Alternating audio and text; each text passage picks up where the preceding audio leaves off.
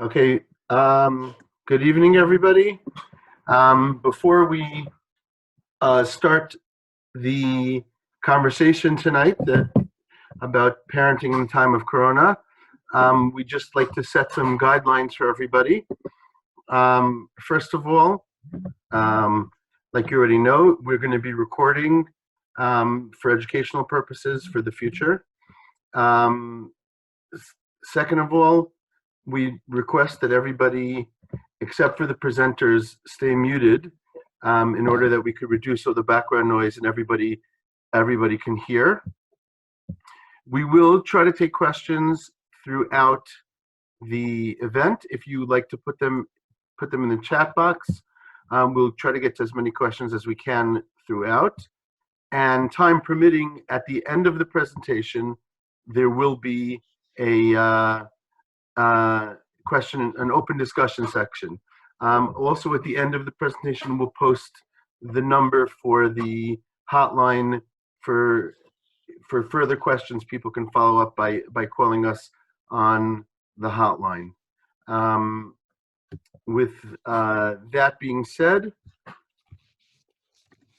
the topics that we are going to discuss tonight are based on the responses that you parents sent in. For those who don't know, there was a questionnaire that was posted, and we received several responses, and these were the top issues that people identified as having questions about. So we thought we'd just start to discuss these topics and then take questions along the way. Yael Rosenbaum? Yeah, okay. Should we just Yael, I just realized, should we just introduce ourselves? Who's presenting tonight? Absolutely. Mm-hmm. Okay, so most of you know me, but Yaakov Yugowitz, one of the psychologists here in Efrat. We have Yael Rosenbaum and Yael Miller, also psychologist here at the School of Psychological Services. Yael Rosenbaum? Okay, so hello everybody. By way of a little mini introduction for tonight, I just wanted to say, I was thinking about how the internet is chock full of tons of information that's coming at us at 100 miles an hour.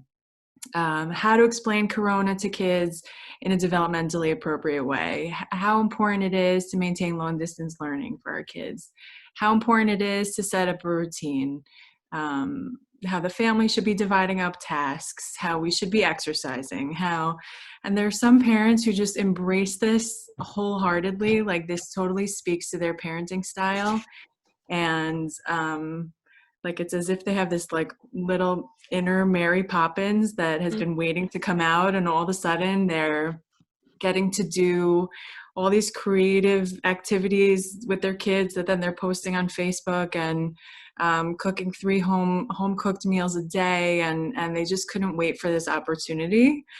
And there are obviously parents who do not feel the same way, and that this time period is very challenging for.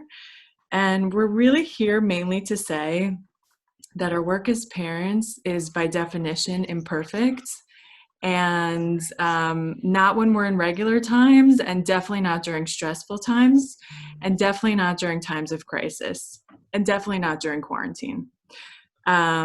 So we want to just encourage everybody to sort of give themselves a break and just acknowledge that we're all doing the best that we can, and our kids are also doing the best that they can. That being said, that's my segue to the first topic, which is the one that was the most requested to be addressed, which was how to manage screen time. And screen time is not all created equal. Not all screen time is created equal. There are obviously different functions to kids having screen time. There's a learning function. Kids use screen time to learn. They use screens to be entertained and unwind and to socialize. And we as parents also use screen time as a babysitting function, sort of like to have the kids be occupied so that we can have our work meetings, prepare dinner, do whatever it is that we need to do. So when we think about how to think about screen time, we sort of have to think about all these different categories that they fall into. So obviously the learning function is very important, and if kids are engaged in a learning way over screens, that's excellent, and I don't think that needs to be limited in any way. Socializing time for middle school students and older on screens is critical, like in terms of them staying in touch with their social networks. They need to reach out and feel connected to peers through social media and WhatsApp and emails. But we definitely recommend that you allow it in moderate doses.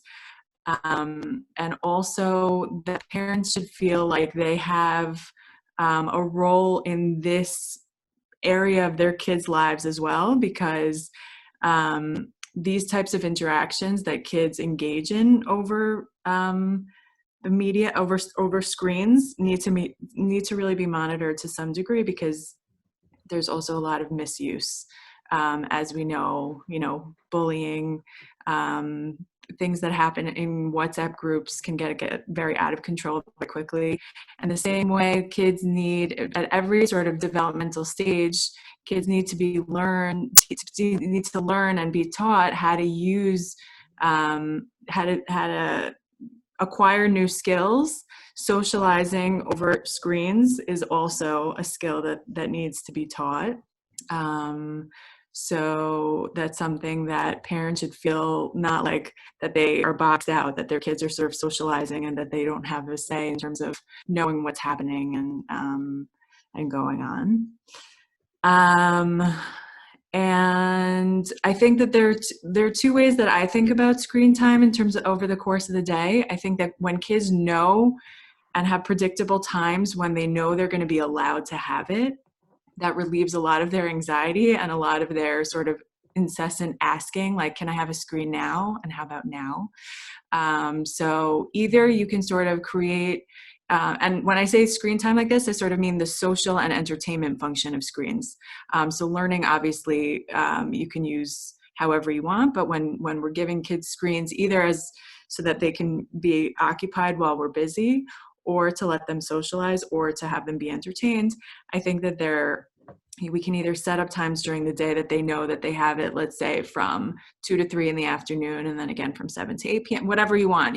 Every parent can make their own decision about how that should go, but either set times during the day, or it could be used as a reinforcer for tasks, other tasks, non-screen related tasks that you want them to be doing. So for example, if you want to incorporate lots of different types of activities into your day, like academic time or creative time or chore time or reading time or quiet time, or physical activity time, that you sort of tie screen time to completion of the other sorts of tasks, and that it's used as a reward. So I think that creates more of a sort of organization in a kid's head, how I'm going to get my screen time, and it eliminates some of the tense conversations that parents can have over screen time. I also think, Gail, that as you started to say in the beginning, the rules have kind of changed because the alternate activities are much more limited, and people have to really, understand that there's going to be more screen time now. Even a good portion of it is learning. Still, there's going to be more downtime on screen time instead of riding bikes or playing soccer or baseball. And I think that it's okay to allow the kids a little bit more flexibility in that. It still should be monitored, both in terms of content and in terms of how much time, because as many of us know, sometimes when kids spend too much time on the screen, it causes them to not behave so well afterwards. So it's just important to keep monitoring it and be aware without being too judgmental of ourselves if we sometimes rely on it a little bit more than we normally would. Absolutely. Yaakov, I love what you just said, because you reminded me this is an amazing opportunity also to teach our kids the effects of too much screen time. And you could say like, wow, I noticed that when I take you off the computer or off the TV, you complain of a headache or you're more cranky than usual. And you can point out to the kids the effects that too much screen time can have on them. Okay. If anyone else is feeling that. Definitely a well-known phenomenon. Okay. Okay, I wrote in the chat box that we welcome and invite anyone to write in a question, because we're going according to an order of the most popular questions. And if you feel like we haven't addressed your question enough, please write it in the chat box. Yaakov, should we move on to the next question?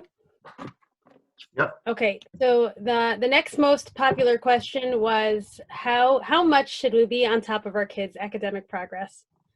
And many of us have been thrown into the task of being homeschoolers, and that might not have been our dream as a parent to be a homeschooler, but we're all, yay, found in the role of educating our children right now, whether we like it or not. So it's interesting because right now we find ourselves, I actually wrote to Yael Rosenbaum this week, great news, we're on Pesach vacation. It's official.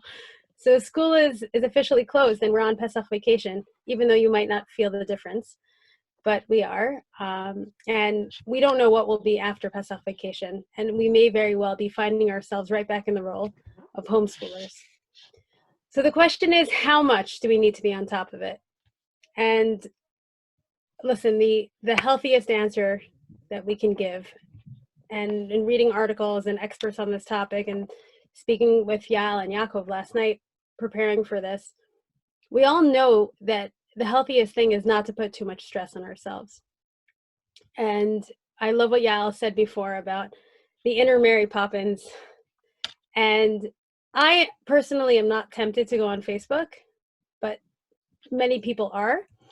And it could be challenging because you can see tremendous, incredible ideas, which can inspire you to do very enlightening, enriching activities with your kids tomorrow. But it can also cause you to feel very badly about yourself and compare yourself to other people. I think there's an importance to remember to remind your children that they have a responsibility. They are students, you know, when we're not on vacation anymore, and it actually is school, that they are students. That's their job. You know, we all have jobs, and our children's job is to be a student. And we want to remind them of who they were before this craziness all began. And it's very important, just it helps them to feel more contained and remember their identity. I am a child, I'm a student, I go to school, this is my tafkid. So it's super important to create a structure for them that puts them back in that role of student. So every day they should be doing learning activities. Now, how much can you accomplish? It really depends on each household.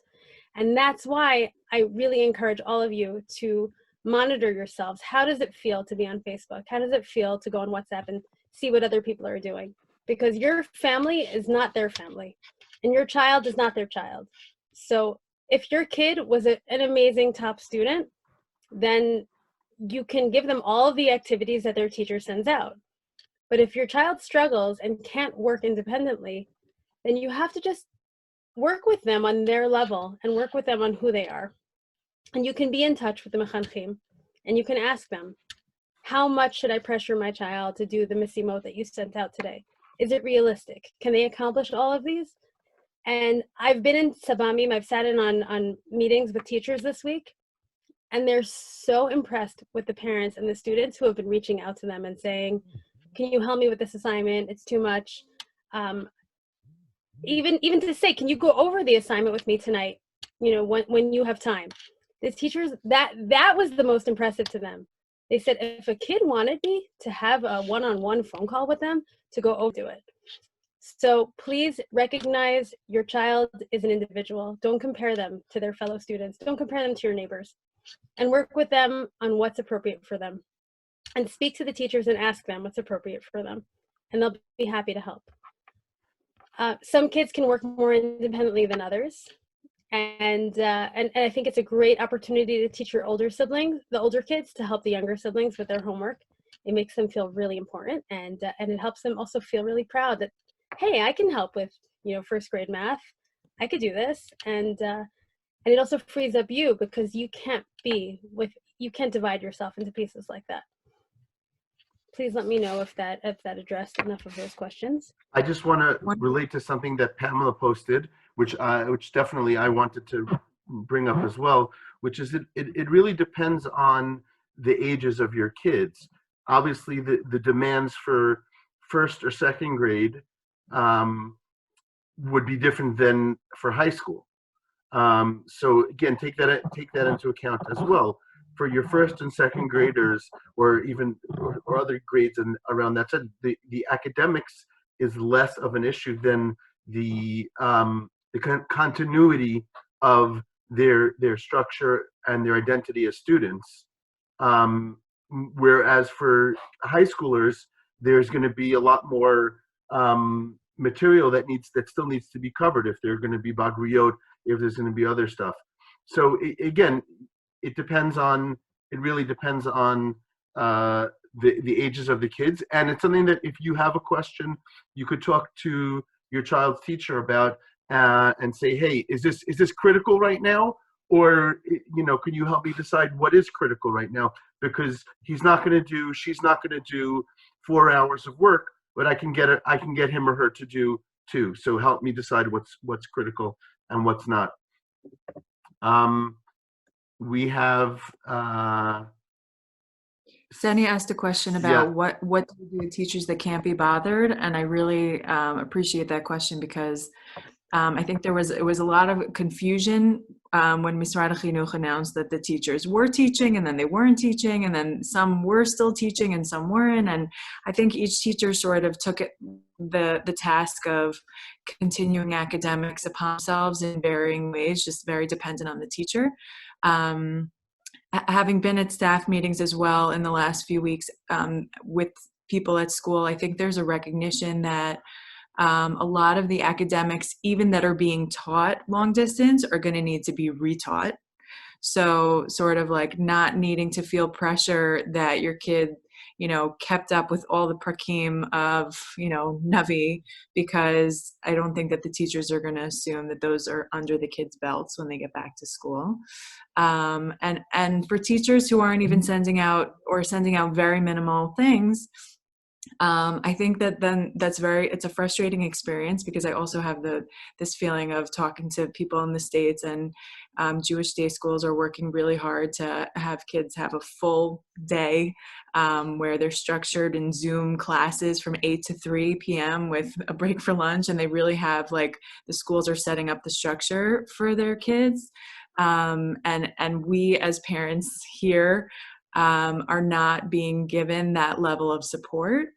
And so that leaves a lot on us to sort of make decisions about how we want to negotiate that. So I think one of the, I want to say fun, but like that's sort of an annoying word, because this time is very stressful, and the idea of trying to find tasks for your kid over the course of the day could be very stressful and not fun. But something that is sort of cool about this experience is that you can sort of like give your kid the space to be who they are and self-motivate their learning. And if there are things that either you think they could use to work on, or that they want to learn more about, like just different areas of learning that they haven't gotten to, like coding on the computer, or more about different areas of science that they haven't had a chance to experiment, or I don't know, just things like that then they have, like, you could sort of like let them run. That does require some work on the part of parents, especially of younger kids, because then you sort of have to have a lesson plan, or be able to direct them to resources. Older kids can sort of take that on, and I've spoken to some parents over the course of the last few weeks of older kids whose kids have taken interest in studying different things, whether it's music or which is really an exciting and nice opportunity. But that being said, if that's not your child, they're not sort of self-directed in their learning, don't have areas of interest that they want to pursue, it can be very frustrating. I think you can't go wrong with books. Recommend, having your kid have like certain times of the day that they read. But again, it's also driven by the values of your family and how much you want academics to be a part of their day, or even Torah learning to be a part of their day on a regular basis. And that's a case-by-case situation, obviously, that we'd love to explore further with anybody who wants to follow up with us later. Absolutely. And to answer the last two questions, Oh yeah. sorry, Al, to answer the last two questions. Someone just wrote about keeping up with all the WhatsApps. Right, It's right. super challenging. That's exactly what I was going to say. I think that, listen, we're human beings. This is an unusual time, and nobody is going to expect you to keep up with all the WhatsApps and everything. Do the best you can. I don't think that any of us are going to just throw up our hands and say, forget it. I'm not going to do anything because it's difficult for me. On the other hand, I don't think that we can ever say that okay, I'm just not obligated from doing any of this. So do the best you can, like Rosamel said. The teachers are understanding that they're going to have to reteach some of the material. A main goal here is to maintain continuity for the kids so that they know that they're still students and that they're going to be responsible for learning at some point. How much each kid on their own, depending on their age, depending on their personality. I think that we have to find the balance, and it's a balance. It's not a all or none situation. Absolutely. Okay. Let's move on to the next topic, Yaakov. How to manage sibling rivalry. Okay. This is okay, guys, just letting you know that we've already been on for a half hour. And so we're going to, because we don't have the upgraded one yet, we're going to run out of time in 10 minutes. If we run out of time, just use the same link and click right back in. We'll all just come right back on to the same link. Okay, so it'll be a break of 30 seconds, and we'll continue right where we left off. Okay, so sibling rivalry. First of all, I think it's really important to say sibling rivalry is normal. It happens in all houses with everybody. It's not something that we could avoid to 100% of the time. Certainly not when all the kids are cooped up within the same house. As a matter of fact, there's a lot of research that says sibling rivalry helps kids learn about conflict resolution and how to handle situations that don't go exactly the way they want. These are essential skills that our kids have to learn that are difficult to learn when there's no one that they end up in conflict with. So there's a certain normality to sibling rivalry. Now, I think that as parents, we have to try to, or it's a good idea for us to try not to get caught up in the fighting and in the who's right and who's wrong, and more focus on the conflict resolution side. Okay, your kids are arguing about something, whose ball it is, who's this. Okay, instead of saying, well, it's your ball, I'm the judge, jury, and executioner. Okay, let's sit down. Let's talk about it. Who do we know where the ball? Do we know how can we resolve this problem? Can we share the ball? Can you have some time? Can I have some time? Can we figure out a way that everybody will get something out of it instead of just coming in and being the arbiter of justice in our homes. Now, obviously, sometimes that has to happen. Sometimes kids won't get along, and we can set limits with our children, even if we are stuck with them in the house. We can set limits with them. We can tell them they're still children.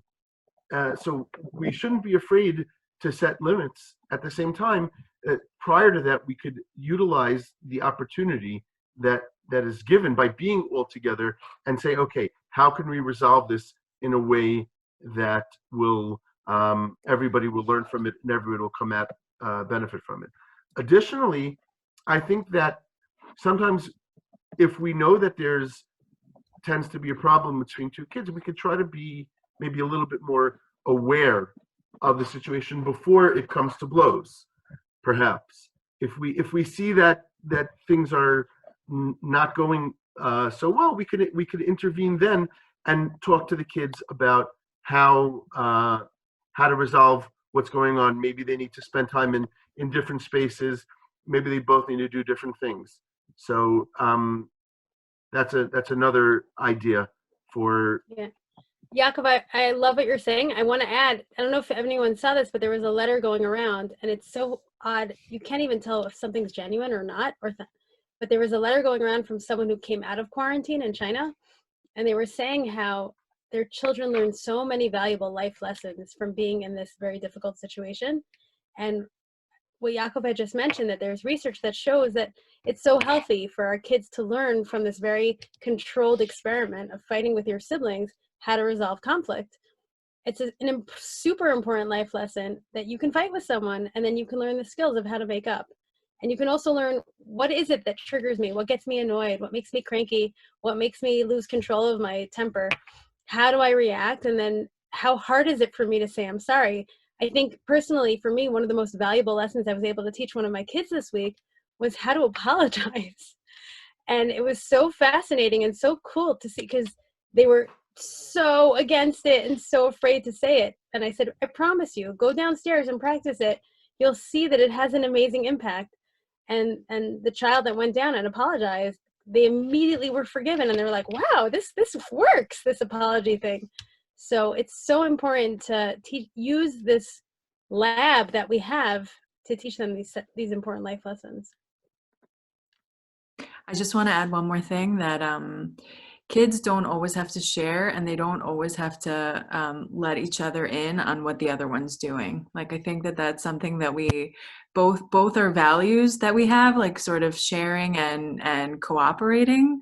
But I think, especially given the situation that we're in such close quarters all the time, and we all can appreciate also the need to sort of have our own stuff and our own space and our own time. That's why I'm hiding the Twizzlers in my room. I think we try to, our first instinct is to be like, come on, like, let him have it also, like, give him a turn, or, why can't you just do it together? But I think that we also have to be attuned to our kids and what their needs are, and that sometimes they need their own space. Okay, was there something on the chat? No, okay, that was you. Okay. Okay, so my topic. Great. When to worry about mood changes in your child. Your child. Okay. Okay. This is definitely a tough question, and there's no formal guidelines, I don't think, for what you're looking for. We expect there to be mood changes in kids when the situation is very different than they're used to. We expect we have mood changes ourselves, so why wouldn't kids? They're in an unfamiliar situation with not sure what's happening. Sometimes there's other stresses in the family that they're hearing about, that they're experiencing, and everybody's trapped together. So some change in mood is normal. If a normally even-keeled kid starts to have temper tantrums or extreme swings, the first thing I think would be to try to talk to them about it, and not yell at them about it or discipline them about it, but have a conversation about it. Not while they're in the middle of the a temper tantrum or something, but when they're back to normal, say, hey, what's been going on? Why do you think you've been having these changes? Sometimes kids will say, well, I'm really concerned about, is grandma and grandpa going to die, or something like that. And there's real answers you can give them that are that can really help them, that they didn't know. And it's okay to reassure our kids that things are going to be okay, that you're going to take care of them.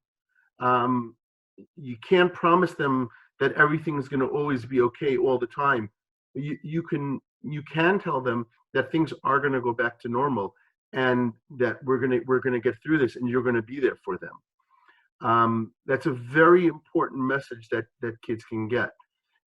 So the first thing is to really have a conversation with them and see what's bothering them.